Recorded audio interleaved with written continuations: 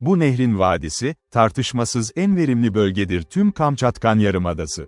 Neredeyse tüm köyler geçtiği, çavdar tarlaları ve düzenli çitlerle çevriliydi, her yerde bankalar ya ağaçlarla kaplıydı ya da vahşi bir şekilde dalgalanıyordu 5 fit yüksekliğinde çimen ve birçok yerde verimli büyüme çiçekler ve yabani otlar toprağın zenginliğine ve iklimin sıcak nemi. Çiçekler, inek kızakları, bataklık menekşeleri, buttercups, yabani gül, cinquefoil, iris ve mavisi larkspur büyüyor vadinin her yerinde en bol miktarda bulunuyor ve bir oyuk eklemli saplara sahip tuhaf umbelliferi türleri elde edilir birçok yerde 6 fit yüksekliğe ulaşır ve o kadar yoğun büyür ki devasa tırtıklı yapraklar, birkaç kişinin mesafesinden bir adamı gizler yardılar. Tüm bunlar tek bir yazın büyümesi. Deniz kenarlarının kaynakları arasında 12 yerli yerleşim bulunmaktadır. Nehir ve Kılachevskoy volkanı ile neredeyse tamamı manzaralı yerler, bahçeler ve çavdar tarlalarıyla çevrili. Yolcu hiçbir yerde kısırlığa dair hiçbir iz görmez, kısırlık ve soğuk ıssızlık her zaman ilişkilendirilmiştir adı Kamçatka. Misafirperver yerli dostlarımızı ve imparatorluk onurumuzu bıraktıktan sonra pazartesi sabahı Milkova'da yavaşça nehir boyunca yüzdük 3 gün, karlı dağ sıralarının uzaktan görüntülerini yakaladık vadinin sınırını oluşturan, ormanda ayı arayan bir şekilde dolaşıyordu ve gece ner kıyısında ağaçların arasında kamp kuran yabani kirazlar ve genel olarak vahşi, özgür, keyifli bir hayat yaşıyordu. Geçtik Kirganik, Kiırgan, İlce, Marşura yerli yerleşimleri, Mar, Şura, Şaçapina, Şaçep, İnah ve Tolbaç dili, burada sınırsız misafirperverlikle karşılandı ve çarşamba günü, Eylül 13. Sınıf, Kazerevski'nin güneyindeki ormanda kamp kurdu, Kazeref, Ski, sadece Kılaçey köyüne 120 verst uzaklıkta, Kuluçey. Çarşamba günü neredeyse tüm gün yağmur yağdı ve kamp yaptık damlayan ağaçlar arasında gece, fırtına korkularıyla Alt Kamçatka'nın muhteşem manzarasını gizleyecekti, ki geçmek üzereydik. Ancak önce bu açıldı gece yarısı ve sabah erken saatlerde bir doğudan dağlara bakması için çağrı yaptı. İşte neredeyse nefes almıyordu ve atmosfer o garipti bazen Kaliforniya'da görülebilen kristal şeffaflık. Yoğun boğucu buz tekneler ve çimenlerin üzerine beyazlaşmış, bazıları solmuştur yapraklar sarının hala serin havasında sallanarak düştü çadırımızın üzerine sarkan huş ağaçları. Kırılacak tek bir ses yoktu şafak sessizliğine sertçe ve sadece vahşi rengeyiklerinin izleri ve pürüzsüz kumlu sahilde dolaşan kurtlar etrafımızdaki sessiz, yalnız vahşi doğada hayat. Güneş henüz gelmemişti yükselmişti ama doğu gökyüzü sarı ışıkla parlıyordu, hatta yukarıda sabah yıldızına göre, ki, etkisiz ateşlerini sönüyor, olsa da, hala parıldayan bir karakol olarak konumunu koruyordu, gece ve gündüz arasındaki rekabet güçleri. Kuzeydoğuya çok uzaklarda, sarı ormanın üzerinde, kırmızı gün doğumunun yanında yumuşak mor bir rölyefle, Kılaçi'nin yüksek keskin zirveleri merkezin etrafında toplanmış muhteşem Kılachevskoy volkanının kama şeklinde konisi. Neredeyse bir ay bir yerin sallandığı güverteden bu asil dağları görmemiştim. Denizde 75 mil mesafede küçük birik, ama o zaman pek düşünmedim ormandaki yalnız bir kamptan onları tekrar görmem gerektiğini söyledim. Kamçatka Nehri. Neredeyse yarım saat boyunca Doğud ve ben sahilde sessizce oturduk, dalgınca durgun suya çakıl taşları fırlatıyor, doğan güneşin uzak dağları aydınlatması ve ayrıldıktan sonra yaşadığımız maceraları anlatıyorduk Petropavlov. Hangi farklı izlenimlerle bakmaya başlamıştım Kamçatka'nın dik kıyısını ilk gördüğümden beri Sibirya yaşamı Pasifik'in mavi suyundan yükselen bir yer. O zamanlar bilinmeyen, gizemli bir buzul ve karla dolu bir diyardı dağlar, macera olanaklarıyla dolu, ama yalnız ve ıssız vahşiliğinde korkutucu. Artık yalnız değildi ya da ıssız. Her dağ zirvesi misafirperver bir şeyle ilişkilendirilmişti ayaklarının dibinde köy, her küçük dere bağlantılıydı insan ilgi alanlarının büyük dünyası, hoş bir anı kamp hayatı. Macera olanakları hala vardı, ama hayali yalnızlık ve ıssızlık bir haftayla yok olmuştu. Deneyim, oluşturduğum belirsiz kavramları düşündüm. Amerika'yı bu güzel ülkenin Amerika'sıyla karşılaştırmaya çalıştım daha yakın zamanda izlenimleri nedeniyle bastırılmışlardı, ama çaba boşa gidiyordu. Kaybedilenlerle tekrar kendimi kuşatamıyordum entelektüel medeniyet atmosferini ve öncekileri uzlaştırmayı da bu garip şekilde farklı deneyimle ilgili beklentiler. Absürt hayal kurmak, sadece 3 aydır çok canlı ve gerçek görünen eskiden sonra yarı hatırlanan bir imgeye dönüşmüştü. Rüya gördüm ve gerçek olan hiçbir şey yoktu. Sadece sakin nehir akıyordu ayakları, sarı yapraklarını başıma döken huş ağacı ve uzak mor dağlar. Bir teneke şiddetli vurmasıyla dalgınlığımdan uyandırıldım. Yemek ısıldırıcısı, kahvaltı çağrısıydı. Yarım saat içinde kahvaltı gönderildi, çadır yakıldı, kamp ekipmanları toplandı ve tekrar yola çıktık. Bütün gün nehir boyunca yüzdük, Kılaçey, dağların sürekli değişen manzaralarını elde ediyordu. Hareketimizle yeni ve resmizil kombinasyonlara atılıyorum.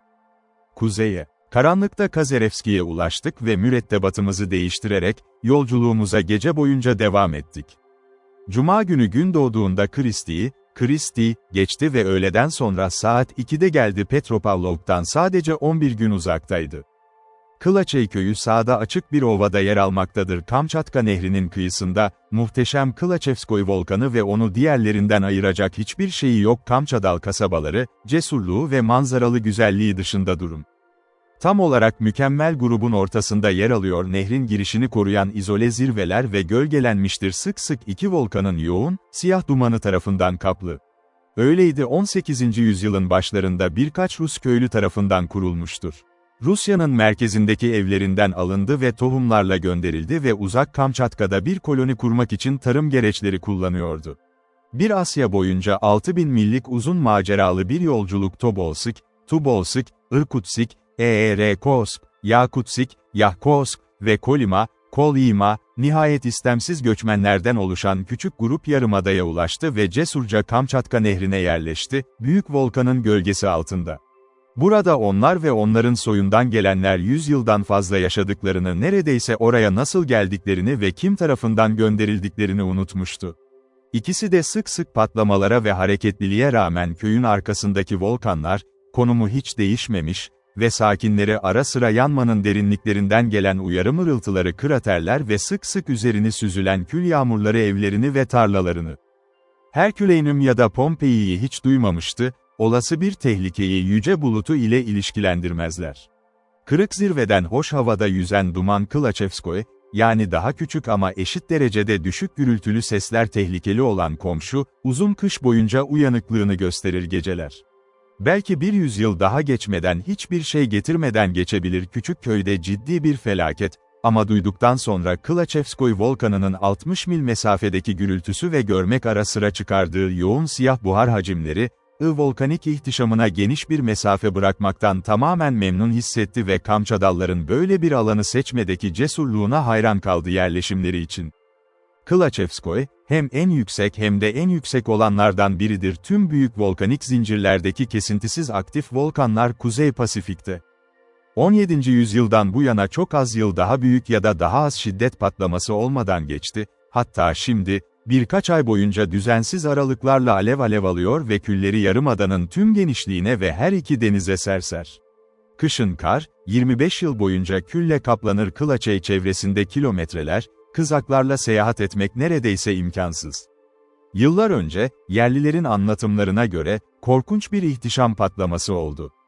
Ortada başladı berrak, karanlık bir kış gecesi, yüksek gürültü ve titremelerle topraktan oluşan bir durum, Kılaçey sakinlerini şaşırttı.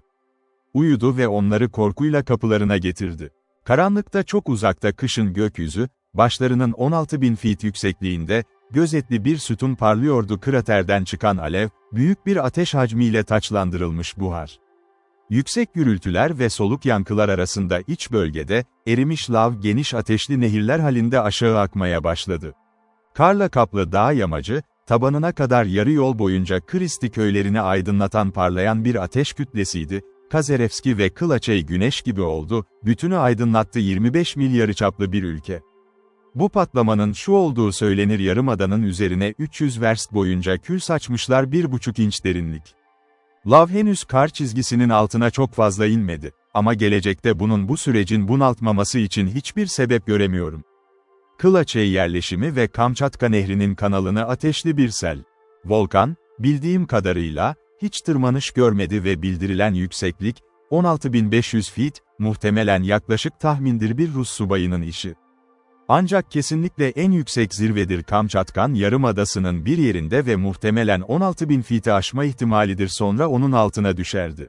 Onu tırmanmaya çalışmak için güçlü bir cazibe hissettik, karlı kenarları pürüzsüz ve duman veren kraterine bakmak, ama 2 ya da 3 hafta olmadan denemek aptallık olurdu. Antrenman yapıyordu ve zamanımız yoktu. Dağ neredeyse bir mükemmel bir konus ve Kılaçay köyünden bu kadar aldatıcı bir şekilde son 3000 feet'in kesinlikle dik. Başka bir volkan da var. Eğer adı varsa, kısa bir mesafede güneydoğuda dururken bunu anlayamadım, Kılaçevskoye ve düzensiz kırılmış bir sırtla ona bağlanıyordu.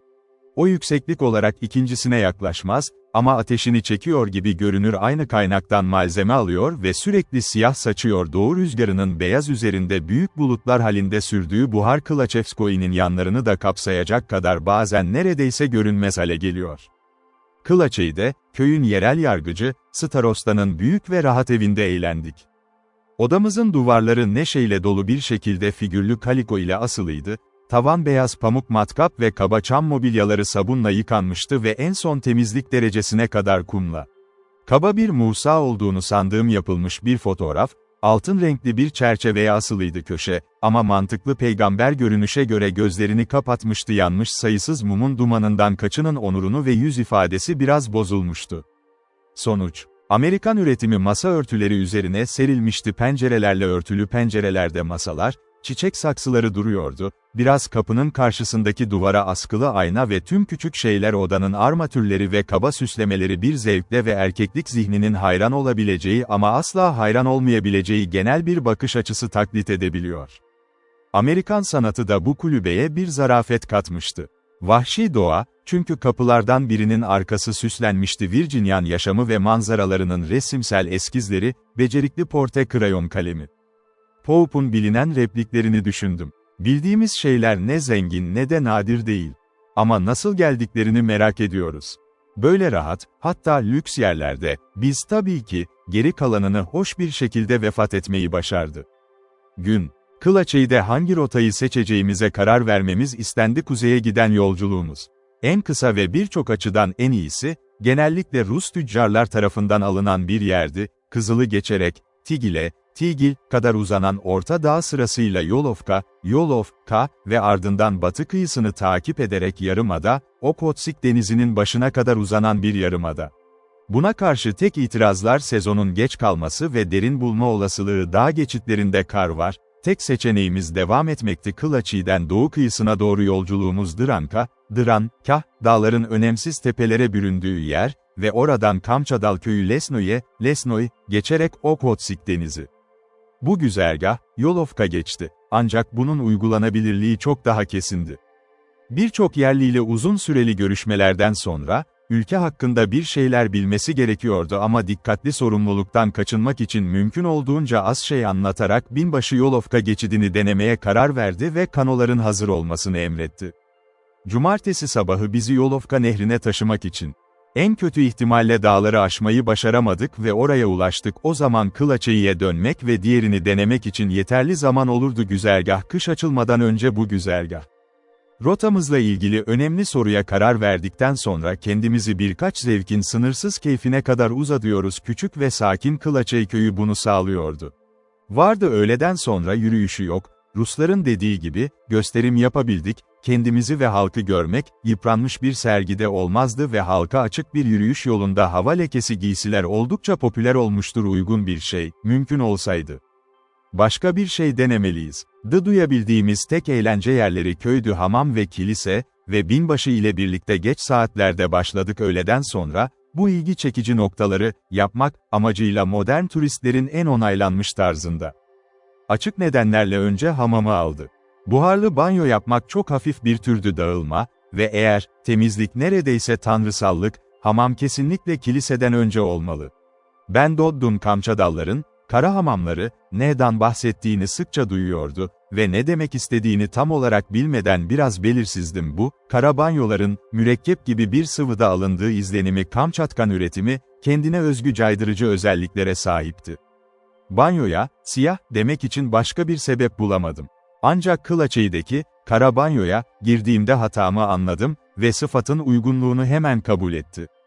Ayrılma kıyafetlerimiz küçük kaba bir girişte, amaçlara cevap verdi. Bir soyunma odasının hiçbir kolaylığını karşılamadan, biz alçak kürklü bir kapıya eğildi ve banyoya girdi, ki bu kesinlikle en karamsar olanı haklı çıkaracak kadar koyu ve siyahtı, dildeki en belirsiz sıfat. Yanan bir don mumu zayıfça yerde duruyordu, sadece ayırt edecek kadar ışık verdi. Alçak, çıplak bir dairenin hatları yaklaşık 10 feet kare, inşa edilmiş kesilmesi kesilmemiş kütüklerden oluşmuş, giriş için tek bir açıklık bile yok. Havamı ışık. Duvarların ve tavanın her bir karesi mükemmeldi. Siyah, duman bulutlarından gelen isli bir birikintiyle birlikte ısıtma sürecinde oda dolmuştu. Büyük bir yığın bir ucunda ateş için altta boş bir yer olan taşlar duruyordu odanın ve bir dizi geniş basamak, ki bunlar açılıyor gibi görünmüyordu her yerde, diğerini işgal ediyordu. Yangın söner sönmez, baca deliği kapatılıp hermetik şekilde kapatılmıştı, yığın ise sıcak taşların şimdi şiddetli bir kuru ısı yayıyordu, bu da alt çizgi res alt çizgi piration acı verici bir görev ve alt çizgi per alt çizgi spiration hoş olmayan bir durum zorunluluk. Bu karanlık, cehennem gibi yerin baş ruhu işkence kısa sürede uzun saçlı, çıplak bir şekilde ortaya çıktı. Kamçadal ve kırmızı sıcak yığınının üzerine su dökmeye başladı. Taşları bir lokomotif gibi tısladı ve mum mavi yandı buharlı bir halenin ortasında. Daha önce sıcak olduğunu sanıyordum ama bu sıcaklıkla karşılaştırıldığında Sibirya kışıydı. Manojuvru üretildi. Kemiklerim sıcaklıkla eriyip gidiyordu. Odanın havasını mümkün olduğunca 212 dereceye çıkardıktan sonra, yerli kolumdan tuttu, en alta yayıldım. Adımlarla yüzüme ve ayaklarıma kaynar köpük döktüm. Dikkatsiz tarafsızlık ve beni yoğurmaya başladı, sanki tamamen beni orijinal elementlerime ayırmak için tasarlanmıştı. Denemeyeceğim sayısını, çeşitliliğini ve şeytani yaratıcılığını tanımlamak için ne döneminde maruz kaldığım işkencelere 20 dakika. Oturuldum, yuvarlandım, dövüldüm, soğuk suyla ıslandım ve yandım. Sıcak, huş dallarıyla dövülmüş, tomutlarla ovuşturma kenevir, tuğla yaraları gibi kazıyordu ve sonunda geri kazanmak için ayrıldı. Tüm merdivenin en yüksek ve en sıcak basamağına nefes ver. Soğuk su sonunda bu sıkıntıya ve mutsuzluğuma son verdi ve girişe el sıkışarak çıktım, sohbet ederek devam ettim dişler, giyinmek için. Bir an içinde binbaşı bana katıldı ve yola devam ettik yürüyüşümüzü, bedensiz ruhlar gibi hissediyoruz. Saatin geç olması nedeniyle ertelemek zorunda kaldık. Kiliseyi süresiz olarak ziyaret ettik, ama yeterince olduk. Bir gün eğlendim ve eve memnun ya da değilse dönerdim. Kamçatkan karabanyoları deneyimimizden çok memnun olduk. Akşam, köy sakinlerini sorgulayarak geçti. Yarımadanın kuzey kısmı ve tesisler hakkında dolaşan koraklar arasında seyahat etmek ve saat 9'dan önce yatmaya gitmek, böylece erken başlayabilseyiz. Günaydın. Farklı ulaşım yöntemlerinde büyük çeşitlilik vardı. Kamçatka'daki yolculuğumuzda benimsemek zorunda kaldık ve bu gerçeğe belki de büyük ölçüde atfedilebilirdi. 3 aylık yolculuğumuz boyunca yenilik ve tazelik yarımada hiçbir zaman tamamen sönmedi. Biz de sırayla balina teknelerinin, atların, salların, kanoların zevkleri ve rahatsızlıkları, köpek kızakları, rengeyikleri kızakları ve kar ayakkabıları ve hemen zevklerden yorulmaya ve birinin rahatsızlıklarını anlamaya başla, sonra bir başkasıyla tanıştık. Kılaçey'de sallarımızı bıraktık ve Kamçadal kütük kanolarına bindik, bu da hızlı akıma karşı daha kolay itilebiliyordu. Yolovka Nehri, ki şimdi tırmanmamız gerekiyordu. En dikkat çekenler bu zanaat türünün özgünlüğü ve dikkat çekici bir özellik, şu kararlı ve kronik bir eğilimi alt tarafını yukarı çevirmeye ve üst taraf en ufak bir kışkırtma olmadan aşağıya doğru hareket ediyordu. Güvenilir bir otorite, bir teknenin devrildiğini bildirdi. Kamçatka'da, varışımızdan hemen önce, bir Kamçadal, sağ cebinde bir bıçağı bırakmasına izin veriyordu, diğerine karşılık gelen bir ağırlık vermeden ve Kamçadal tarzında saçın ortadan ayrılması kişisel dengeyi koruma çabalarından doğdu. Bu kanoları yönlendiriyor. Biraz şüphe duymalıydım. Bu dikkat çekici ve tamamen yeni olmayan hikayeler, eğer muhbirim Bay Dodd'un güvenilirliği ve tartışmasız doğruluğu. The konunun ciddiyeti onun bunu yapmayacağına dair yeterli garantidir. Duygularımı şaka bahanesi olarak kullanarak oynardım. Cumartesi sabahı kendimizi çok daha geç bir uykuya daldık. Görevimizle uyumluydu ve saat neredeyse 8'di. Sahile indik. Zayıf kanoları ilk gördüğümüzde, kaderimizin ve Rus-Amerikan telgraf şirketinin çıkarları şunlardı: güvenilsin, çok genel bir şaşkınlık ifadesi vardı ve memnuniyetsizlik. Partimizden biri, hızlı ve önceden akıl yürütme ile bu nedenle seçildi, hemen şu sonuca vardı ki, su ölümü, yapılan bir yolculuğun kaçınılmaz sonu olurdu. Böyle gemilere binmek istemediği için çok belirgin bir isteksizlik gösterdi. Büyük bir savaşçıdan bahsedilir. Onun yorumları erken yaşamından nefret duymak, çok fırtınalı bir geçiş sırasında İyon denizinde denizcilerini son derece egoist bir tavırla neşelendirdi, Sezar ve serveti taşıdıklarına dair güvence ve bu nedenle onlara felaket bir şey olamazdı. Ancak Kamçatkan Sezar'ı bu sefer onun kendi şansı ve teselli çabaları tam tersi taraftan geliyordu çeyrek. Teknecisi ona, moral ol, Sezar, bir Kamçadal ve onun şansı seni taşıyor. Ama ona güvence verdi ki nehirde birkaç yıl boyunca seyir yapmış ve bir kez bile boğulmamıştı. Sezar daha ne isteyebilir ki? Biraz soğukkanlılıktan sonra hepimiz kanoların tabanındaki ayı derisi üzerine oturur ve itilir. Kılaçey civarındaki diğer tüm doğal manzara özellikleri batıyor. Kılaçevskoy'un büyük merkezi figürüne boyun eğdirmeye Sibirya dağlarının hükümdarı olan volkan, keskin zirvesiyle hareketsiz altın duman akışı, bir alanın her yerinde görülebiliyor 100 mil yarıçap. Diğer tüm komşu güzellikler sadece buna katkı sağlar ve sadece bu muhteşem zirveyi rahatlatma ve yola çıkarma yeteneği devasa boyutlar, çimenlikten kesintisiz bir kar süpürgesinde yükseliyor. Kamçatka ve Yolovka vadileri, bu vadiler eteğinde sona erer. Gün batımının varisi ve sabahın habercisi, onun yüksek krateri sabah sislerinden çok önce gül gibi bir kızarıklıkla kaplanmış ve karanlık vadilerden çıktı ve güneş battıktan çok sonra Tigil'in mor dağları. Her zaman, her koşulda ve her zaman değişen ruh haliyle en güzel dağ hiç görmedim. Şimdi ise bir Kızılderili'nin sıcak güneşinde yıkanıyor yaz günü, kar çizgisinde dinlenen birkaç yün bulutla ve yanlarını mor gölgelerle kazayan, sonra kendini sarıyor yoğun siyah volkanik duman ve boğuk bir gürültü çıkarır ayak eteğindeki köylere uyarı ve sonunda, akşama doğru, zirvesinin etrafında gri sislerden oluşan bir örtü toplar ve onları yuvarlar yanlarından aşağı kıvrılmış kütleler halinde yayılıyor, ta ki açıkta durana kadar atmosfer, 16.000 feet içinde devasa bir bulut sütunu yükseklik, 50 mil karelik dağlı çam ormanı üzerine dayanıyordu. Narin şefkatten daha güzel bir şey olamayacağını düşünüyorsun renkleri, yabani gül yaprağı gibi, karlarını güneş, batıda kırmızı buharların girdabında batıyor. Ama, ziyaret edin solgun ay ışığı, sis başlığı gümüşle çevrildiğinde, kara gölgeler derin vadilerinde toplanıyor ve beyaz sisli ışıklar parlıyor karlı zirvelerinden, yıldızlı takım yıldızların ev sahibi gibi göründüğünde yüksek zirvesinin etrafında dolaşmak ve karmaşık gümüş zincirin etrafında dolaşmak kayalık kulelerinden birine asılmak için Pleiades, sonra söyleyebiliyorsan, gündüz daha güzel olduğunu söyledi. Yolovka'ya öğle civarı girdik. Bu nehir, kuzeyden Kamçatka, Kılaçey'nin 12 verst yukarısında. Kıyıları şunlardır: genellikle alçak ve bataklık, yoğun ve kamışlarla kaplanmış bir şekilde binlerce ördek, kaz ve yabani hayvan için örtü sağlayan çimenler kuğular. Gece olmadan Harçayna adında bir yerli köye ulaştık, Har-Çina ve hemen ünlü bir Rus rehber için gönderildi. Adını Nikolay Bırak, ve onu ikna etmeyi umduğumuz dağların üzerinden bizimle birlikte gelmek. Bregan'dan yoğun bir kar yağışı olduğunu öğrendik. Önceki hafta dağlar, ama sıcak son 3-4 günün hava koşulları muhtemelen çoğunu eritmişti ve patikanın en azından geçilebilir olacağını belirtti. O istekliydi, her halükarda bizi karşıya geçirmeye çalışacak.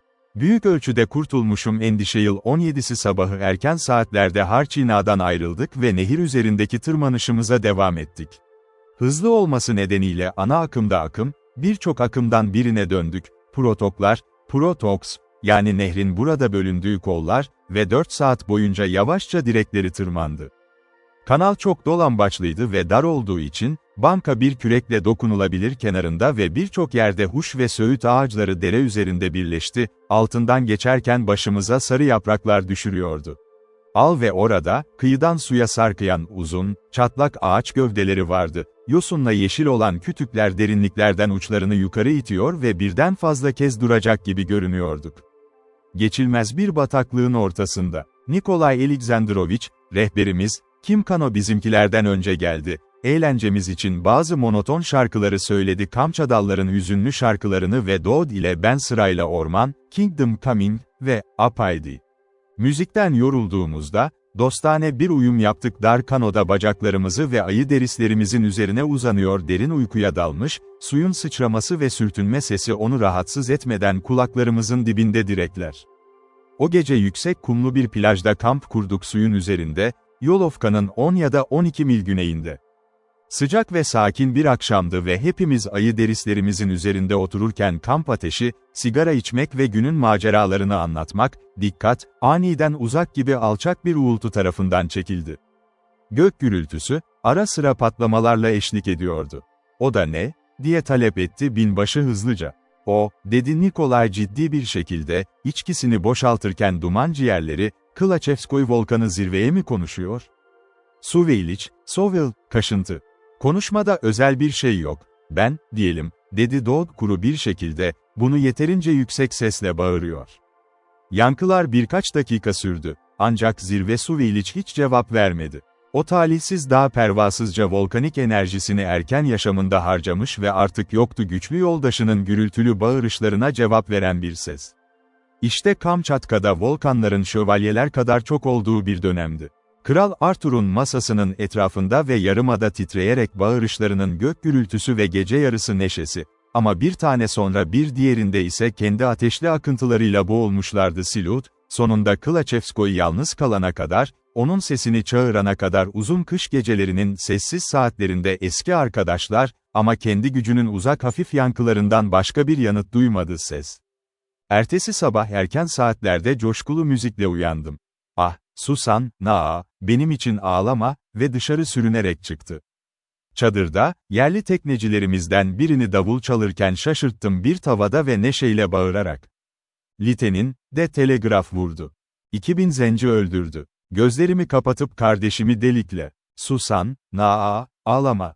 Komik bir deri giymiş yerli, Kamçatka'nın kalbinde, bir yerde çalıyor tavada, "Ah, Susanna," şarkısını söylüyor, sanki bir Arktik zenci minstrel gibi, yerçekimim için çok fazlaydı ve kahkahalarla patladım, bu da kısa sürede Dodd'u ortaya çıkardı. Müzisyen, ki onun duymadan ses organlarını çalıştırıyordu, aniden durdu ve baktı utangaç bir şekilde, sanki kendini yarattığının farkındaymış gibi bir şekilde, saçma ama tam olarak nasıl olduğunu bilmiyordum. "Neden, Andrei," dedi Dodd, "İngilizce şarkı söyleyebildiğini bilmiyordum." "Yapamam, Barin," diye yanıtladı, "ama biraz Amerikanca şarkı söyleyebilirim." Dodd ve ben bir kez daha kahkaha attık, bu da zavallı Andrei'yi giderek daha fazla şaşırttı. "Nereden öğrendin?" Dodd sordu. "Bir balina avcılığı gemisinin denizcileri bana bunu ben içerideyken öğrendi Petropavlov, 2 yıl önce, iyi bir şarkı değil mi?" dedi, "görünüşe göre bu konuda bir uygunsuzluk olabileceğinden korkuyorlar." "Duygu. Çok güzel bir şarkı," diye yanıtladı Dodd güven verici bir şekilde, "biliyor musun daha fazla Amerikan kelimesi mi?" "Ah evet, Sayın Yargıç," gururla, "biliyorum, lanet yerize, ben hoşça kalın Timori, Save John ve Go to Hell, ama ne olduğunu bilmiyorum, hepsi kötü niyetli." Açıkça görmediği belliydi. Amerikan eğitimi sınırlıydı kapsam ve şüpheli fayda, ama Kardinal Mezzofanti bile değil 40 diliyle zavallı Andrei'den daha fazla gurur duyabilirdi, Dam Yerize ve Go to Hell filmlerinden biriydi. Amerika'ya ulaşırsa, daha mutlu rüyalarında gördüğü kutsanmış topraklar, bu şüpheli ifadeler onun ilk topluma pasaportları olacaktı. Andrei ile konuşurken Vyushin bir ateş yakmıştı ve kahvaltı hazırladık ve Güneş Vadi'ye bakarken oturduk küçük mum kutumuzun etrafında ayı derisi yiyip biraz, selanka, yedik, ya da Vyushin'in özellikle gurur duyduğu ekşi çorba ve buharlı çaydan kadeh bardak içti. Selanka, hartek ve çay, ara sıra ateşin önünde keskin bir çubukla fırınlanmış ördek ile, kamp yaparken fiyatımızı yazdık. Sadece yerleşimlerde süt, tereyağı, taze ekmek gibi lükslerin tadını çıkardık mı, konserve gül yaprakları ve balık turtaları. Kahvaltıdan sonra tekrar kanolarda yerimizi aldık ve yola çıktık nehir boyunca, ara sıra uçan ördeklere ve kuğulara ateş ederek, uzun ve yabani kirazlarla dolu dalların yanından geçerek topladık, dallar sarkık suyun alçakta. Öğle civarı kanolardan ayrılıp dolaştık. Nehirde uzun bir kıvrım ve yerli bir rehberle yürüyerek başladım. Yolovka. Nehir dibindeki ve ovalardaki çimenler çok fazla belimizden daha yüksek, içinden geçmek ise çok yorucuydu egzersiz, ama saat 1 civarında köye ulaşmayı başardık, kanolarımız görünmeden çok önce. Yolovka, yarım düzine evden oluşan küçük bir Kamçadal yerleşimi büyük merkezi Kamçatkan-Sıra Dağları'nın eteklerinde yer almaktadır, adını taşıyan geçidin hemen altında ve doğrudan Tigil ve batı kıyısına giden güzergah. Kano Seyrü seferinin başıdır Yolovka Nehri'nde ve Yolovka Nehri'nde dağları geç. Yeterince at bulmanın zorlukunu öngörmek bu küçük köyde bizim için binbaşı 8 ya da 10 kişi göndermişti Kılaçi'den karadan geldik ve onları orada varışımızı beklerken bulduk. Neredeyse tüm öğleden sonra atları paketlemek ve başlamaya hazırdık ve soğuk bir dağın yanında geceyi kamp yaptık köyden sadece birkaç verst uzaklıktaki bahar. Şimdiye kadar, hava berrak ve sıcaktı ama gece bulutlandı ve biz dağlara tırmanışa 19 Salı sabahı başladı, kuzeybatıdan soğuk, şiddetli yağmur fırtınası. Yol, ne kadar berbat olsa 10 inç genişliğindeki bir yürüyüş yolu, herhangi bir mecazi anlamda yol olarak adlandırılabilir, sadece berbat bir şeydi. Şişmiş bir izi takip etti dağ torrenti, dağının eriyen karlarında yükseldi zirveye ulaştı ve dar, karanlık bir yerde kükreyen şelalelerle yuvarlandı, dik bir vadi. Yol önce bu derenin kenarından geçiyordu bir tarafta, sonra diğer tarafta, sonra suda, etrafında devasa volkanik kaya kütleleri, dik lav yamaçlarının üzerinde, suyun aktığı yerler yoğun ve karmaşık çam çalılıkları arasında bir değirmen yarışı gibi, yıpranmış ağaç gövdelerinin yığınlarına ve dar çıkıntılar boyunca bir dağ koyununun neredeyse hiç yapamayacağı düşünülen bir kaya geç. 20 adamla o vadiye karşı duracağımı garanti ederim Avrupa'nın Birleşik Orduları. Yük atlarımız dik yamalardan yuvarlandı dereye doğru sürüklerini ağaç gövdelerine söküp sendeleyerek attılar, kırık volkanik kayaların üzerinden düşerken bacaklarını kesiyor, uçup gitmeye çalışıyor kükreyen su uçurumlarının üzerinden atlar ve güç ve dayanıklılığın tamamen ötesinde olurdu. Ancak Kamçatkan atları, son olarak, 8 mesafe atlamaya çalışırken ya da 10 feet boyunca derin karşısında, şiddetle fırlatıldım eğer ve sol ayağım ayak kısmının hemen üstünde, küçük demir üzengi. At diğer tarafa tırmandı ve yola çıktı korkmuş bir şekilde vadi boyunca yukarı koşarken, bedenimi yere sürükleyerek tek bacakla. Kafamı korumak için çaresizce çaba gösterdiğimi hatırlıyorum, dirseklerimin üzerine kalkarak ama at aniden beni tekmeledi kenarda ve başka hiçbir şey bilmiyordum. Ta ki kendimi ayağım hala kırık üzengine dolanmışken toprakla, at vadiye doğru 4 nala çıktı. Tek bir kayışın yerini vermesi kafatasımı yumurta kabuğu gibi ezilmekten kurtarmıştı. Keskin kayalar. Kötü morarmıştım, çok baygınlaşmışım ve başım dönmüştü, ama hayır kemikler kırılmış gibiydi ve yardım almadan kalktım.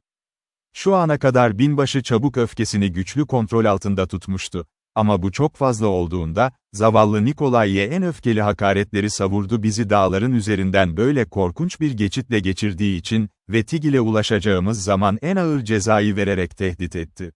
Nikolay'ın kendini savunmak için başka bir geçiş olmadığını ısrarla söylemesi işe yaramazdı, başka birini bulmak onun işiydi, tehlikeye girmezdi insanları böyle Tanrı'nın terk ettiği bir vadire sürükleyerek hayatlarını kaybetti, toprak kaymaları, devrilmiş ağaçlar, su, lav ve kütlelerle boğulmuş. Volkanik kaya, eğer bu durumda partimizden herhangi bir üye bir şey olursa lanetli Kanyu, binbaşı Nikolay'ı anında vuracağına yemin etti. Solgun korkudan titreyerek, zavallı rehber atımı yakaladı, onardı üzengi kayışını taktı ve korkmadığını göstermek için öne doğru ilerlemeye başladı bizi takip etmemizi istediği yere git. Sanırım atlarımızı o dağ selinin üzerinden atlamış olmalıyız 2000 feet tırmanışta 50 kez kayalardan ve önce bir tarafta, sonra diğer tarafta meydana gelen kaymalar. Yük atlarımızdan biri tamamen çökmüştü, birkaç tane ise neredeyse sakat kalmışken, öğleden sonra geç saatlerde nihayet dağların zirvesi, denizden 4000 feet yükseklikte.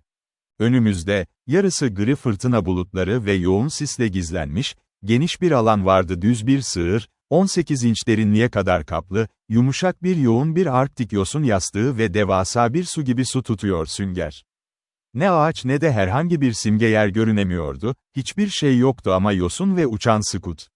Kuzeyden esen soğuk, keskin bir rüzgar esiyordu soğuk fırtına bulutları ıssız dağın zirvesinde süzülür ve minik yarı donmuş yağmur parçacıkları yüzümüze kör edici ve acı bir şekilde dökülüyor güç. 8 ya da 9 saatlik maruz kalarak deriye kadar ıslanmıştı. Uzun tırmanıştan yorgun ve zayıf, botları buz gibi su ve eller soğuktan donuk ve sertleşti, bir an durduk atlarımızı dinlendirmek ve rotamızı belirlemek için. Birendi dağıtıldı tüm adamlarımız için teneke kovanın örtüsünde, özgürce ama bu uyarıcı etki soğukla o kadar dengeleniyordu ki neredeyse fark edilmiyordu. Yolovka'nın zavallı starostası, damlayan kıyafetler, mavi dudaklarla, dişleri şakırdıyor ve beyaz yanaklarına yapışmış siyah saçları, neredeyse pes etmek üzereydi. Hevesle majörün ona verdiği konyak dolu bir kova, ama her uzuvu spazmotik titriyordu, çoğunu döktü ağzına kadar uzandı. Karanlığın sığınağa ulaşmadan bizi ele geçireceğinden korkarak, terk olunmuş, yarı harabe bir yurta, doğru yola çıktık. Dipnot, taşınabilir veya kalıcı ev benzeri bir barınak için Moğolca bir isim, kütüklerden, derilerden veya keçeden yapılmış. Nikolay'ın söylediği gibi, batı tarafına yakın bir yerdedir bu yükseltilmiş platonun kenarı, yaklaşık 8 verst uzaklıkta. Atlarımız her adımda yumuşak, süngerimsi ıslak yastıkta diz çöktü yosun, böylece yavaş bir yürüyüşten daha hızlı seyahat edemeyiz ve 8 verstlik kısa mesafe sonsuz görünüyordu. 4'te sonra daha kasvetli saatler, gri sürüklenmede dolaşarak bulutlar, sert kuzeybatı rüzgarına maruz kalan ve sıcaklık sadece 32 derece, sonunda yurta yarı donmuş halde vardık. O alçak, boş bir kulübeydi, neredeyse kare şeklinde, farklı boyutlarda inşa edilmiştir kütükler ve üzerine 2 ya da 3 ayak yosun ve çimenlerle çevrilmiş toprak, dış mekan mahzenine benzeyecek şekilde. Bir tarafın yarısı fırtına kuşatması altında olan yolcular tarafından odun için yıkıldı, toprak zemini nemli ve ıslaktı, sızdıran çatısından sümüksü damlacıklar vardı, rüzgar ve yağmur baca deliğinden hüzünlü bir uluma ile aşağı indi, kapısı yoktu ve tamamen kasvetli bir tablo sunuyordu, ihmal edilmiş harap. Hiçbir şey korkmadan, Vyushin bir tane daha yıprattı harabe tarafın bir kısmını ateş yakmak için bir bölüm, çaydanlıkların üzerine sararken ve erzak kutularımızı sefil kulübe gibi bir sığınağın altına getirdi karşılandı. Vyushin'in suyu nereden bulduğunu hiç tespit edemedim o gece çayımız için çünkü 10 dakika içinde bir yayın yoktu kilometreler. Çatıdaki damlamalar ise kalın ve rengi bozulmuştu. Çamur. Ancak onun onu zorla çıkardığından fazlasıyla şüphem var sırılsılak tundradan, kopardığı yosun demetleri. Dodd ve ben botlarımızı çıkardık, yaklaşık bir pint döktük her birinden çamurlu su çıktı, ayaklarımızı kuruttu ve buhar yükseldikçe ıslak kıyafetlerimizden bulutlar çıktı, oldukça rahat hissetmeye başladı. Vyushin neşeliydi. Gönüllü olarak tüm bunları varsaymıştı gündüz şoförlerimize karşı sorumlu olarak, kendini şu şekilde göstermişti düşen atları yetiştirmek, onları atlatmak için yorulmadan yapılan en yorulmaz çabalar çılgın yerler ve teselli kırık Kamçadları neşelendirmek, şimdi gömleğinden suyu sıktı ve ıslak saçlarını sıktı dalgınca bir çorba çayına çekildi. Böyle bir yüz ifadesiyle parlayan huzur ve öyle samimi bir kahkaha ki kimsenin sinirli, yorgun, üşümüş ya da aç gibi davranmasının hiçbir faydası yoktu. O güneşli yüz, harabe yurtun dumanlı atmosferini ışınlandırır ve kulaklarımızda neşeyle çınlayan o kahkaha ile dalga geçtik. Acılarımızı ve iyi vakit geçirdiğimize kendimizi ikna ettik. Selanka, kuru balık, sert taç ve çaydan oluşan az bir akşam yemeğinden sonra, yorgun bedenlerimizi mümkün olan en sığ su birikintilerinde esnettik kendimizi battaniyeler, paltolar, yağlı bezlerle ve ayı derisi ve başarılı olduk, ıslak kıyafetlerimize ve daha ıslak yataklarımıza rağmen, uyumaya çalışırken.